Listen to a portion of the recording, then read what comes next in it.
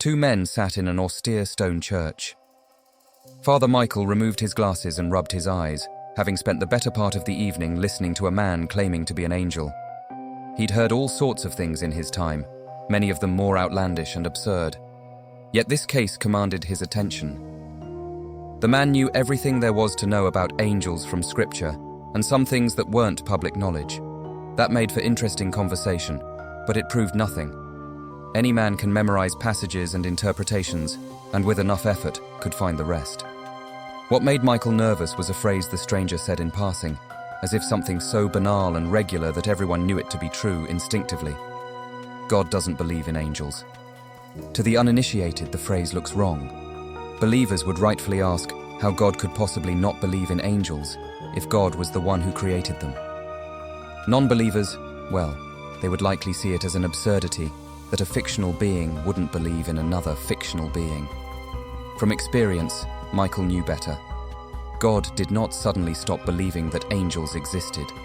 Rather, God lost faith in their ability to fulfill their purpose as his intermediaries and messengers.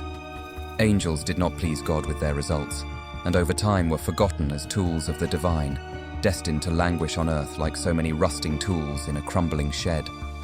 Instead, many turned to malevolence, spiting their creator and bringing pain to humanity. And yet, this man sat here in the humble church, fully armed with knowledge deliberately kept from the common man. Michael's fingers rested lightly on the rawhide handle under his robe. As the man spoke further, he painted a picture of his wretched life in a desperate attempt to shed himself of its weight. Torture and misery followed him where he went. Michael's jaw clenched as he listened. He spoke of families, of wives and sons and daughters, of relatives close and distant, of pain and suffering he caused them through both negligence and malice.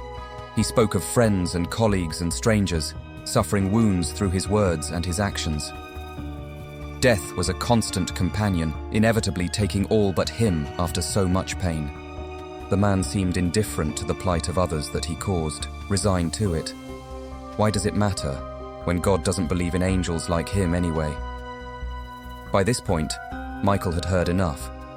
He stood, towering over the stranger. His robe billowed as black wings pushed out from underneath, casting shadows on the ground from the shimmering light around his head. Michael unsheathed his sword and plunged it through the stranger's chest, piercing his heart. The man gave Michael a panicked look as he dissipated into dust, taking his place in eternal flame.